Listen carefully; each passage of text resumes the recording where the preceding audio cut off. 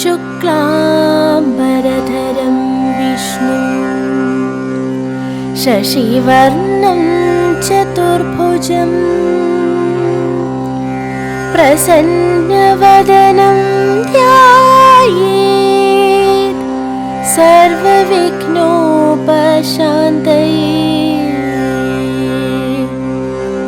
शान्ताकारं भुजगशयनं पद्मनाभं सुरेशं विश्वाधारं गगनसदृशं मेघवर्णं शुभाङ्गं लक्ष्मीकान्तं कमलनयनं योगिभिर्ध्यानगम्यं वन्दे विष्णुं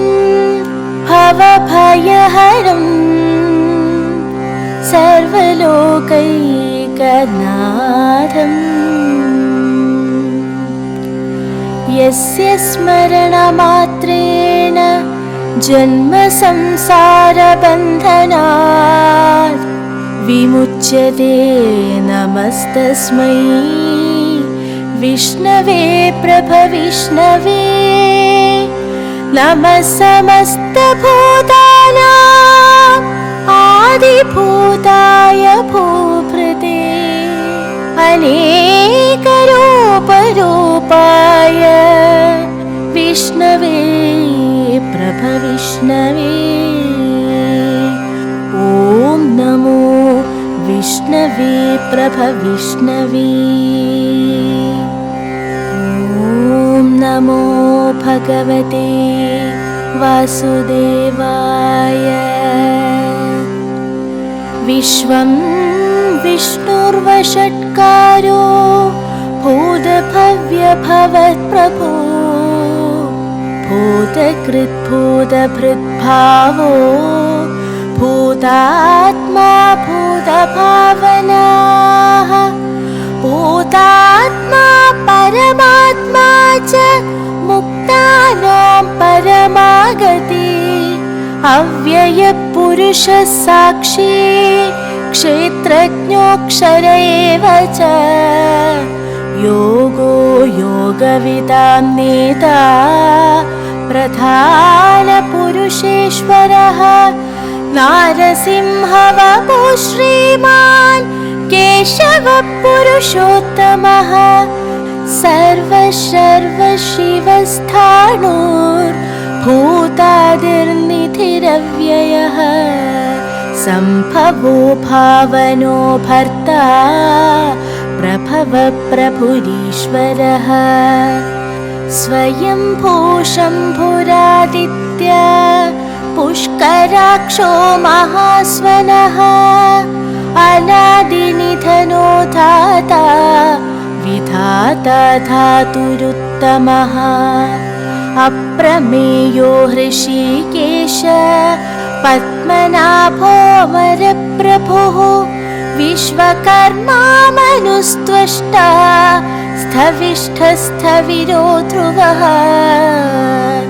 अग्राह्य शाश्वत कृष्णो लोहिताक्षप्रतर्दनः प्रभूतस्त्रिगकुत्थाम पवित्रं मङ्गलं परम् ईशानप्राणदप्राणो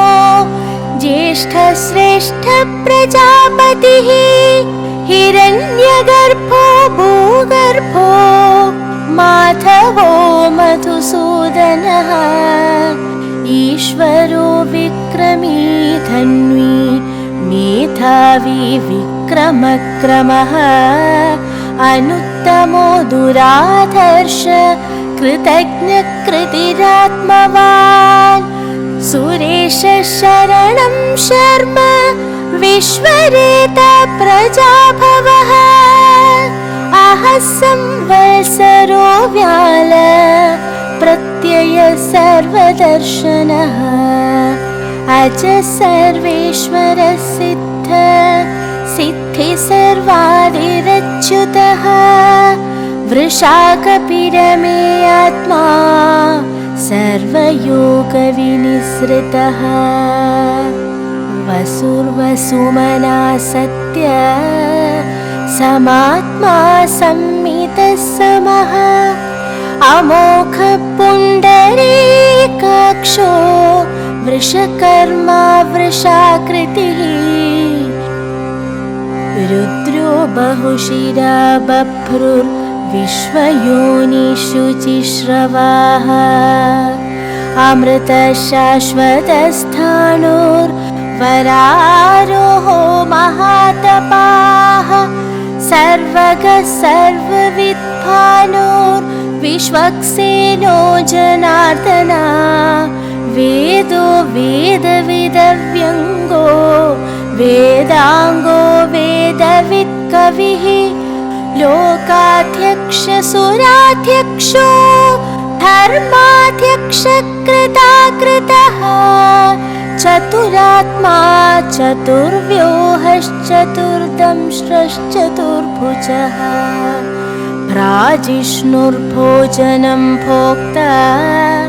सहिष्णुर्जगदादिजः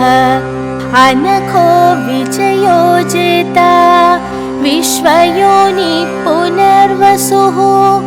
उपेन्द्रो वामन प्रांशूरमोघशुचिरोर्जितः अतीन्द्रसंग्रह सर्गो धृतात्मा नियमो यमः वेद्यो वैद्य सदा योगी वीरः माधवो मधुः अतीन्द्रियो महामायो महोत्साहो महाबलः महाबुद्धिर्महावीर्यो महाशक्तिर्महाद्युतिः अनिर्देश्य वपुः श्रीमानमेयात्मा महादृधृक् महेश्वासो महीभर्ता श्रीनिवासः सदां गतिः अनिरुद्धसुरानन्दो गोविन्दो गोविदाम्पतिः मरीचिर्दमनोहंस सुपर्णो भुजगोत्तमः हिरण्यनाभसुतपा पद्मनाभ प्रजापतिः अमृत्यु सर्वदृक्सिंह सन्धाता सन्धिमान् स्थिरः अजो दुर्मर्शनः शास्ता विश्रुतात्मा सुरारिः गुरुर्गुरुतमो धाम सत्य सत्य पराक्रमः निमिषो निमिषस्रग्गी वाचस्पतिरुदारधीः अग्रणीर्ग्रामणि श्रीमान् न्यायो नेता समीरणः सहस्रमूर्धा विश्वात्मा सहस्राक्षः सहस्रपात् आवर्तनो निवृत्तात्मा संवृतः सम्प्रमर्दनः अह संवर्तको वह्निरनिलो धरणीधरः सुप्रसाद प्रसन्नात्मा विश्वधृग्विश्वभुग्विभुः सत्कर्ता सत्कृतसाधुर्जन्युर्नारायणो नरः असंख्येयो प्रमेयात्मा विशिष्टशिष्टकृच्छुभिः सिद्धार्थ सिद्धसङ्कल्प सिद्धिदसिद्धिसाधनः वृषाहि वृषभो विष्णुर्वृषपर्वा वृषोदरः वर्धनो वर्धमानश्च विविक्तश्रुतिसागरः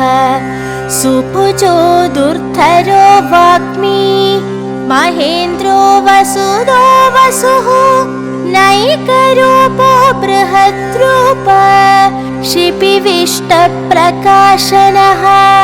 ओजस्तेजोदुदिधर प्रकाशात्मा प्रतापनः ऋद्धस्पष्टाक्षरो मन्द्रश्चन्द्रांशूर्भास्करद्युतिः अमृतांशोद्भवो भानु शशबिन्दुसुरेश्वरः औषधं जगतः सेतु सत्यधर्मपराक्रमः भूतभव्यभवन्नाथ पवनपावनो नलः कामः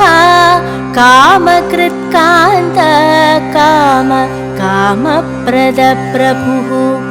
युगादिकृद्युगावर्तो नैकमायो महाशनः अदृश्यो व्यक्तरूपश्च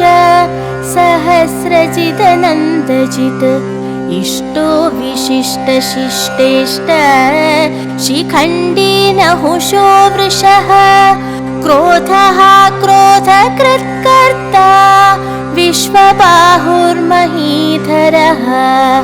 अच्युतप्रथितप्राण प्राणदो वासवानुज अपां निधिरधिष्ठानमप्रमत्तप्रतिष्ठितः स्कन्दस्कन्दधरो धूर्यो वरदो वायुवाहनः वासुदेवो बृहद्भानुरादिदेवः पुरन्दरः अशोकस्तारणस्तार शूरशौरिर्जनेश्वरः अनुकूलशतावर्त पद्मी पद्मनिभीक्षणः पद्मनाभोरविन्दाक्ष पद्मगर्भशरीरभृत् महर्थिर्वृद्धो वृद्धात्मा महाक्षो गरुडध्वजः अतुलशरभो भीम समयज्ञो हविर्हरिः सर्वलक्षणलक्षण्यो लक्ष्मीवान् समितिञ्जयः विक्षरो रोहितो मार्गो हेतुर्दामोदरसः महीधरो महाभागो वेगवानमिताशनः उद्भवक्षोभणो देव श्रीगर्भपरमेश्वरः करणं कारणं कर्ता विकर्ता गहनो गुहः व्यवसायो व्यवस्थान संस्थानस्थानदो ध्रुव परर्थि परमस्पष्टस्तुष्ट पुष्टशुभीक्षणः रामो विरामो विरतो मार्गो नेयो नयोनयः वीरशक्तिमतां श्रेष्ठो धर्मो धर्मविदुत्तमः वैकुण्ठपुरुषप्राण प्राणद प्रणवपृथुः हिरण्यगर्भः शत्रुघ्नो व्याप्तो वायुरथोक्षजः ऋतुः सुदर्शनकाल परमेष्टि परिग्रहः उग्रसंवत्सरो दक्षो विश्रामो विश्वदक्षिणः विस्तारस्थावरस्थाणु प्रमाणं बीजमव्ययम् अर्थोऽनर्थो महाकोशो महाभोगो महाधनः अनिर्विण्णस्थविष्ठो पूर्धर्मयूपो महामकः नक्षत्रनेमिर्नक्षत्री क्षमक्षामः समीहनः यज्ञ इज्यो महेज्यश्च क्रतुः सत्रं सतां गतिः सर्वदर्शी विमुक्तात्मा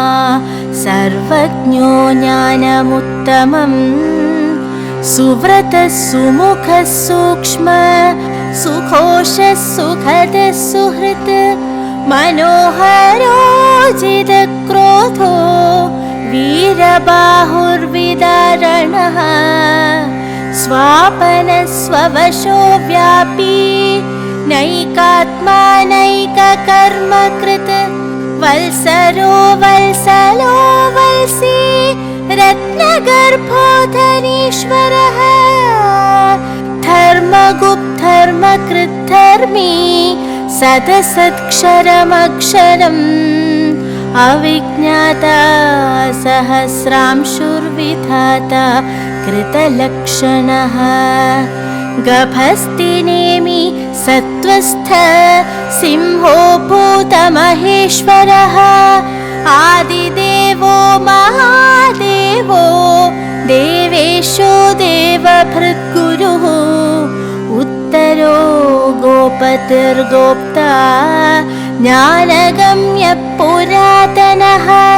शरीरभूतभृद्भोक्ता कपीन्द्रो भूरिदक्षिणः सोमपोमृतपः सोम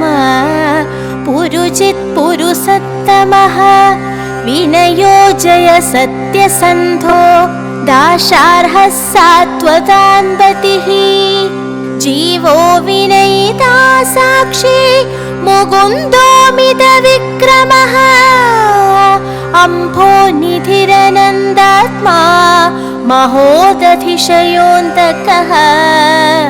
अजो महार्ह स्वाभाव्यो जितामित्रप्रमोदनः आनन्दो नन्दनो नन्द सत्यधर्मा त्रिविक्रमः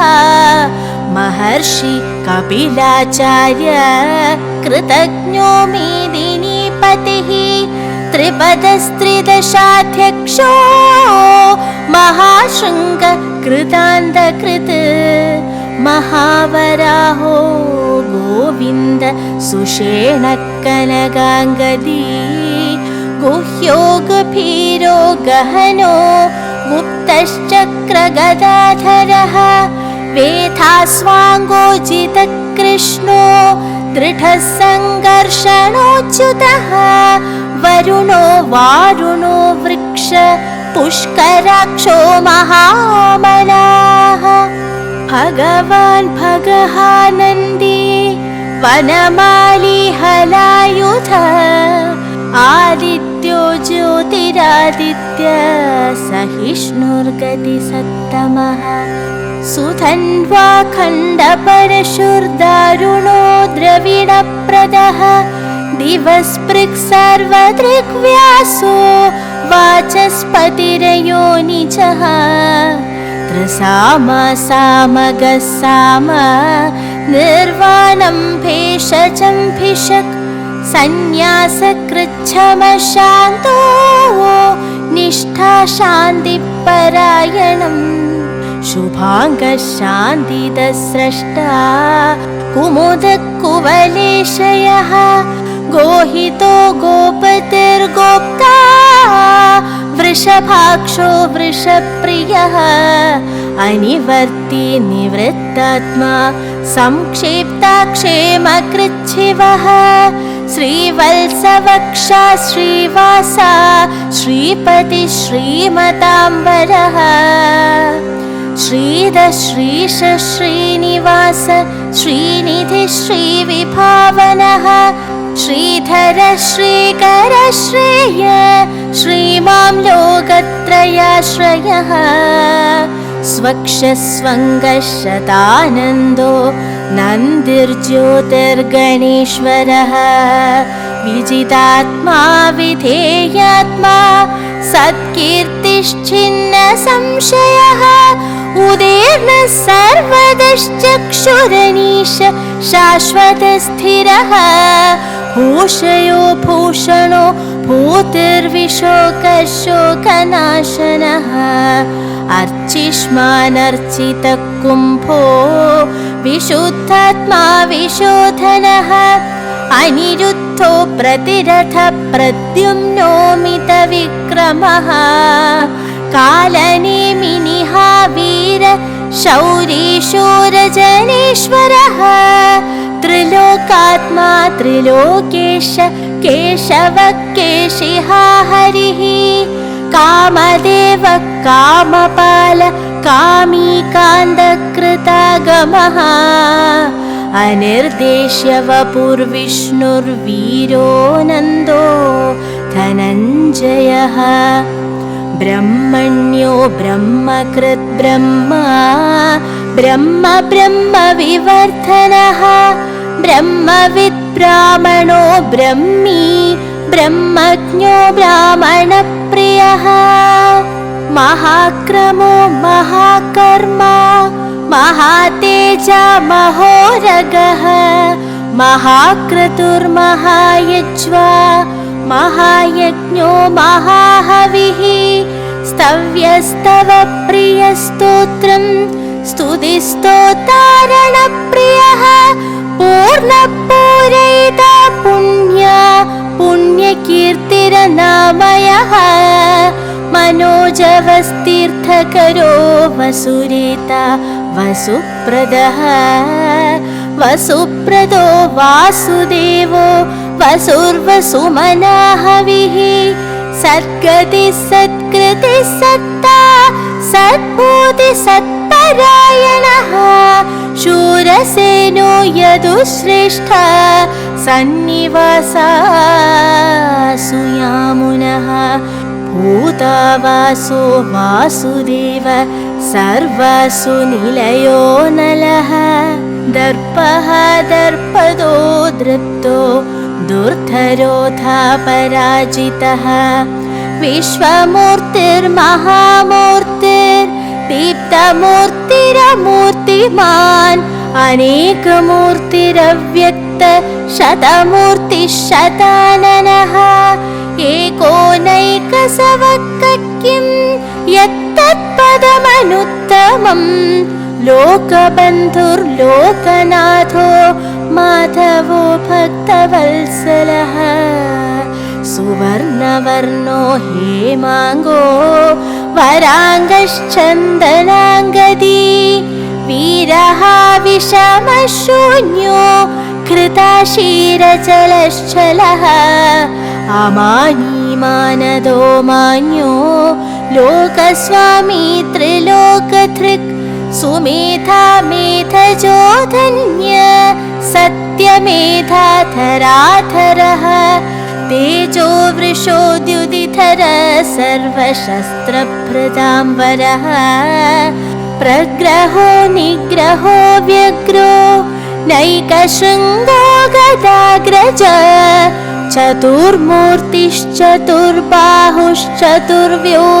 चतुर्मूर्तिश्चतुर्बाहुश्चतुर्व्यूहश्चतुर्गतिः चतुरात्मा चतुर्भावश्चतुर्वेदविदेकपात् समावर्तो निवृत्तात्मा दुर्जयो दुरतिक्रमः दुर्लभो दुर्गमो दुर्गो दुरावासो दुरारिः शुभाङ्गो लोकसारङ्ग सुतन्तुस्तन्तुवर्धनः इन्द्रकर्मा महाकर्मा कृतकर्मा कृतागमः उद्भवः सुन्दरः सुन्दो रत्ननाभः सुलोचनः अर्को वाजसरशृङ्गी जयन्तः सर्वविजयी सुवर्णबिन्दुरक्षोभ्य सर्ववागीश्वरेश्वर महाह्रदो महागर्तो महाभूतो महानिधिः कुमुदकुन्दरकुन्द पर्जन्यपावनो निलः अमृताशो मृतवपु सर्वज्ञ सर्वतोमुखः सुलभः सुव्रतसिद्ध शत्रुजिच्छत्रुतापनः न्यग्रोधोदुम्बरोऽश्वत्थ सप्तशक्तिरथश्चाणूरान्ध्रनिषूदनः सहस्रार्चि सप्तजिह्व सप्तैथा सप्तवाहनः अमूर्तिरनघो चिन्त्यो भयकृद्भयनाशनः अणुर्बृहत्कृशस्थूलो गुणभृन्निर्गुणो महान् अधृतस्वधृतस्वास्य प्राग्वंशो वंशवर्धनः भारभृत्कथितो योगी योगीशः सर्वकामदः आश्रमश्रमणक्षाम सुपर्णो वायुवाहनः धनुर्धरो धनुर्वेदो दण्डोदमयितादमः अपराजितः सर्वसहो नियन्ता नियमो यमः सत्त्ववान् सात्विकः सत्यधर्मपरायणः अभिप्रायप्रियार्होर्ह प्रियकृत्प्रीतिवर्धनः विहाय स गतिर्ज्योति सुरुचिर्हुतभुग्विभुः रविर्विरोचन सूर्य सवितारविलोचनः अनन्तो हुतभुग्भोक्ता सुखदो नैकजोऽग्रजः अनिर्विण्ण सदामर्षि लोकाधिष्ठानमद्भुतः सनातनतमः कपिलः कपिरव्ययः स्वस्तिदः स्वस्तिकृत् स्वस्ति स्वस्ति भुक् स्वस्ति दक्षिणः अरौद्रकुण्डली चक्री विक्रम्योर्जितशासनः शब्दातिकः शब्दसः शिशिरः शर्वरीकरः अक्रूरपेशलो दक्षो दक्षिणक्षमिणाम्बरः विद्वत्तमो वीतभय पुण्यश्रवणकीर्तनः उत्तारणो दुष्कृतिः पुण्यो दुःस्वप्ननाशनः वीरः रक्षणः सन्तो जीवनपर्यवस्थितः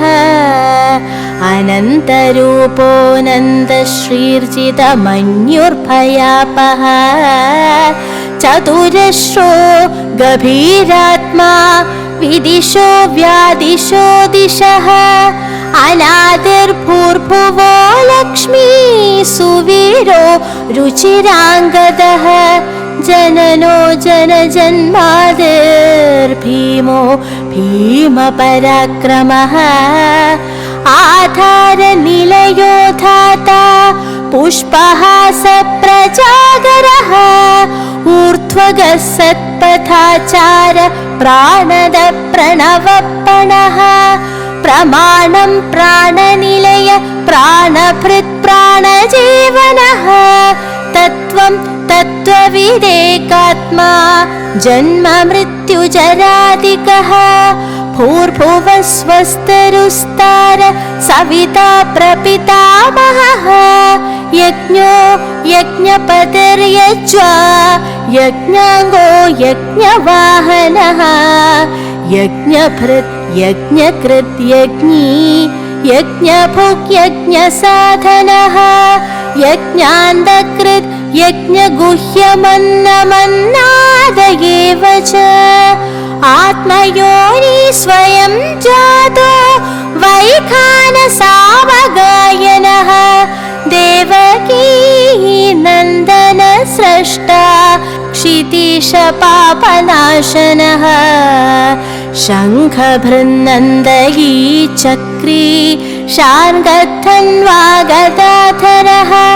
रथाङ्गपाणिरक्षोभ्य सर्वप्रहरणायुधः सर्वप्रहरणायुध ॐ नमैति वनमाली गदी शार्ङ्गी शङ्खी चक्री च नन्दकी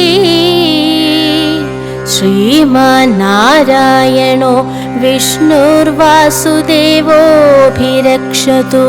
श्रीवासुदेवोऽभिरक्षतु ॐ नमः इति। इतीदं कीर्तनीयस्य केशवस्य महात्मनः नाम्नां सहस्रं दिव्या नामशेषेण प्रकीर्तितम्। कायेन वाचा मनसेन्द्रियैर्वा बुद्ध्यात्मना वा प्रकृतिस्वभावात् करोमि यद्यत् सकलं परस्मै नारायणायेति समर्पयामि। नारायणायेति समर्पयामि।